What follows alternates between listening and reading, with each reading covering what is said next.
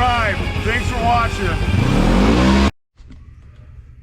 Well, here's my video of my new enclosure, the Polaris enclosure for the General 4-seater. Didn't really see a whole lot of info on it when I was buying it, or videos. Just a lot of people complaining about putting it together, but it seems to work pretty good so far. Drill these holes. You're gonna take that whole door panel off, and you put a couple brackets on there, and it makes a little hole that slides into.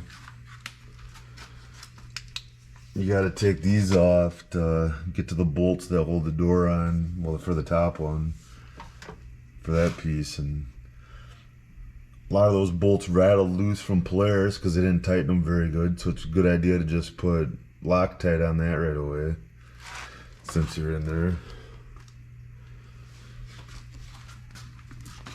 But you close it, and closes pretty good.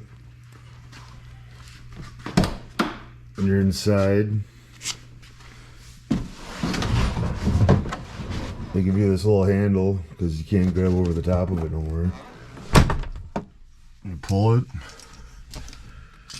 and they got a little strap here, pulls it extra tight.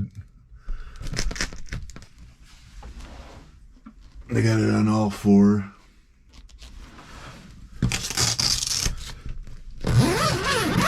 You can zipper it and roll it up if you're somewhere and you want to have the window down.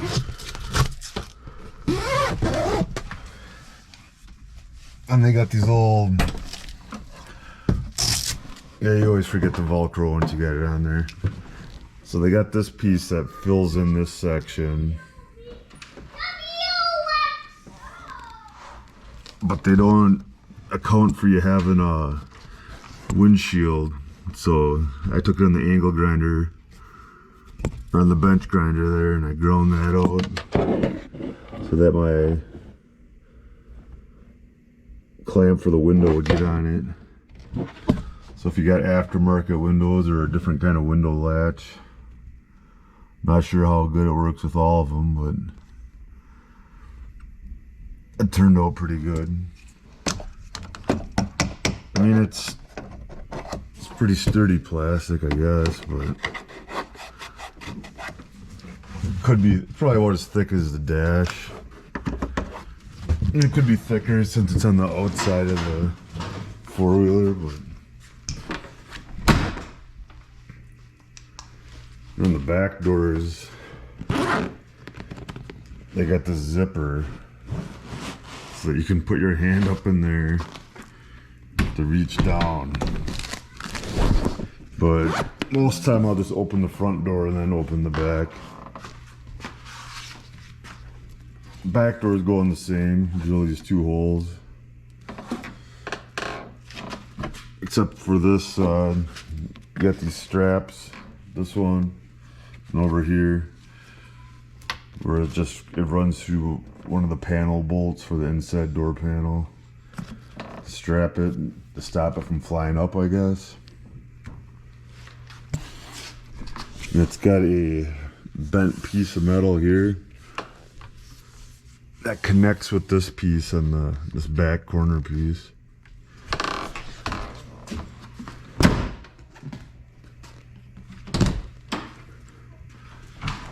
Sometimes you gotta play with them a little bit to get them to close good.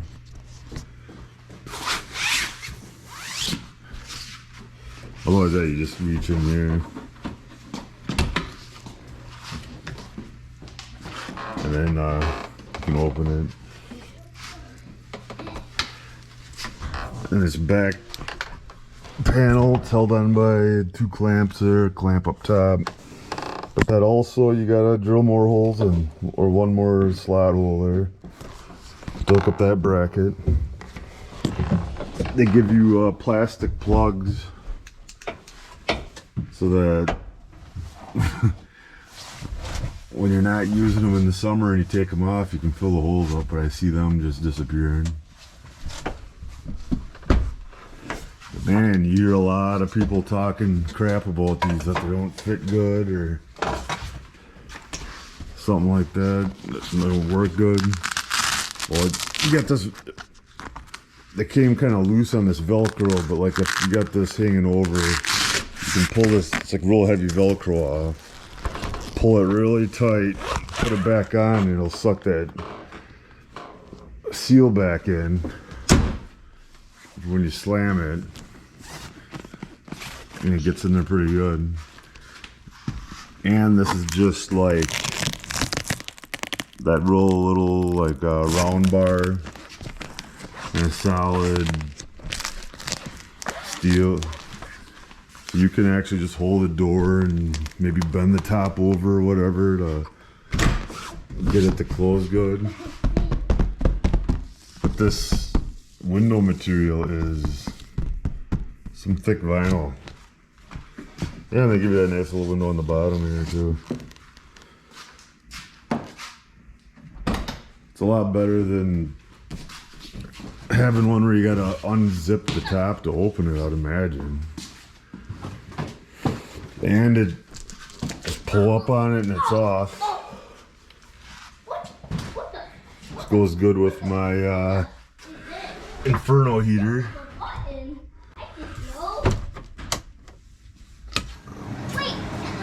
Once well, it's about 5 degrees outside right now, but I was gonna do a test once with some sort of thermometer to see how warm it can keep it in there.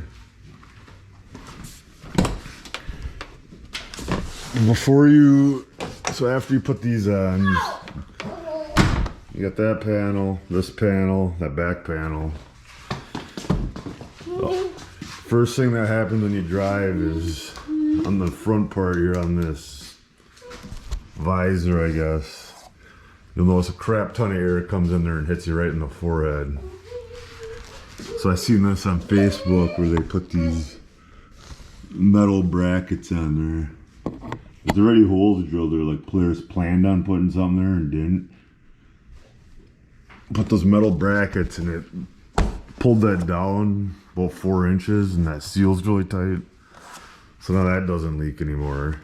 And then I was plowing the other day and the snow got on the top and right where the seam meets here, it started leaking. So I put some RTV, room temperature vulcanizing silicone. It got pretty hard. I don't know if that'll last. I was gonna take it apart and get some more on the inside part, but if it wears off, it's cheap. You can just put more on or figure out something when it gets warmer.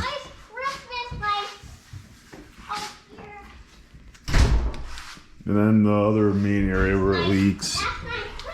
So you got the master cylinder for your brakes. So on the inside, just put RTV or some sort of sealant around that because there's almost a 1/4 inch gap all the way around there. Otherwise you get a shot of cold air going right at your legs when you're running and water in that. And you got the steering wheel, it's got a little boot on it. Just the shaft for the steering wheel. That seals it up good for winter. Maybe when it gets really cold one of these days, I'll take it out. See how good it holds heat. I mean, it can get pretty warm in there. Blocking the wind, and with my Inferno heater, it stays pretty nice. I mean, everything, you roll these windows up, you get this button, you can snap it up, roll it up. They all got extra hooks on the top. I haven't trailered it yet. We'll see how it works on the trailer. This guy's sitting in the garage. And also for to help keep the heater warmer, I got this radiator cover. When it's cold out like this, it can really take a while to warm up, or it cools down pretty quick once you get going. That helps a little bit. Maybe I'll do some tests on that. Yeah, you got any questions about the enclosures? Comment. I had quite a bit of experience over the last month or so with it. Installation ain't that bad. It's about put the templates on there. Use an ice pick and you go at it with a drill. Just make sure that template's in the right spot. I mean, everything seems nice and heavy duty. Thick, like denier material.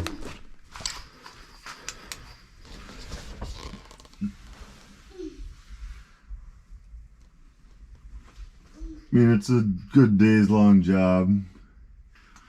Oh, and then the one thing about having a cab that I didn't notice would happen so much is when you start it up, it sounds like the engine's right inside the cab with you.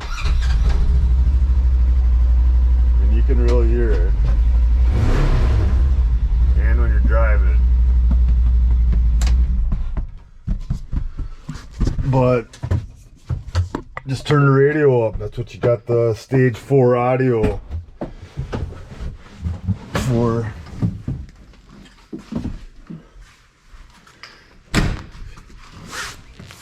I mean, you wouldn't want it to seal up perfect anyway. You want to get a little ventilation. So